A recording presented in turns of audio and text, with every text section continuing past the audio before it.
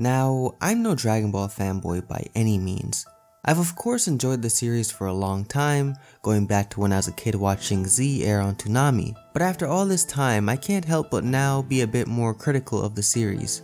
Maybe you could attribute this criticism to a shift in taste due to age, but honestly I'm not so sure that's the case. I certainly still enjoy shonen anime and manga, but Dragon Ball, more specifically Dragon Ball Super, has gone a route that as far as I'm concerned leaves the future of Dragon Ball in a questionable state.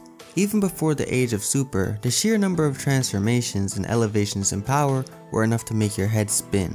But back then the defense tended to be that transformations are a staple in the shonen formula, and completely normal. But at this point things seem to have gotten a bit out of hand. But really, transformations aren't the problem, but more like a result of the larger issue. That issue being an overexerted power scale. Now, what do I mean by that? Well, if you've watched the various sagas, you'd of course see that our primary cast of characters have progressed and gotten stronger. Not only the Z fighters, but the enemy as well. For example, the strength of Goku during his initial encounter with Frieza on Namek is certainly less than his strength when confronting Kid Buu. And by extension, when comparing them at their respective points, Kid Buu is stronger than Frieza. This is progression, and there's certainly nothing wrong with that. The problem comes later, as this style of character progression and storytelling is not sustainable. There are limits to just how far you can go without just being, well, a 20-minute commercial every week, which unfortunately is the path Dragon Ball has been set up. For argument's sake, let's talk about everybody's favorite ninja, Naruto. I loved Naruto, and in fact it had a similar progression system to that of Dragon Ball. The difference, it ended after the story's Mount Everest was met. They defeated a god. Going from a team of kids fighting bandits to traveling between dimensions against the Mother of God, that's a lot of growth, and wisely they did what Dragon Ball ought to consider doing now: pass the mantle. There was no reason for the journey of Naruto to loom on for much longer after that point, and thankfully it didn't. We now have Boruto, a fresh slate of a character that can once again progress from the bottom to his own Everest.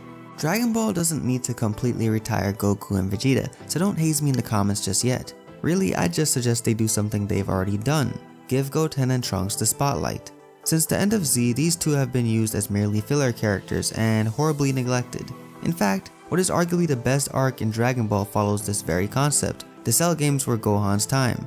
Today, Gohan is a family man, and no offense to the legend, has lost all of his drip. Seeing Goten and Trunks actually progress and quit being indefinite infants would be amazing.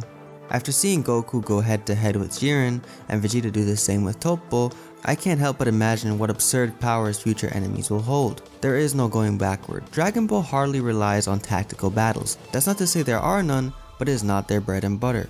What sells Dragon Ball is brute strength and unapologetically overwhelming power. That is unlikely to change. Dragon Ball Super has in its run relied on transformations, flashiness, and enough nostalgia for you to overdose. I have enjoyed it, but after seeing the monster that is Jiren, I wonder if we reached our limit like an overfilled balloon. GT is of course not canon, meaning that this series has no connection to the proper Dragon Ball timeline. In other words, it essentially never happened. Because Super relies so much on nostalgia, doing things like bringing back future Trunks or reiterating Broly, making him officially canon, it's likely we'll see more of GT join the ranks as well. I can imagine a future for Super where Goku becomes a kid again, or a time skip where we see an older Goten, Trunks, Pan, or Bra.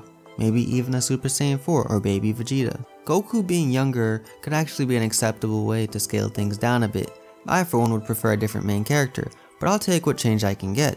And who wouldn't want to see Super Saiyan 4 become official, or Kid Goku gradually regain his powers?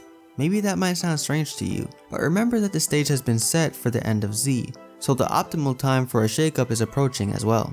Vegeta and Goku have done a lot, carrying the franchise on their backs, resulting in the sale of countless merchandise, but at this current rate Dragon Ball could cease to have a soul, or any artistic integrity.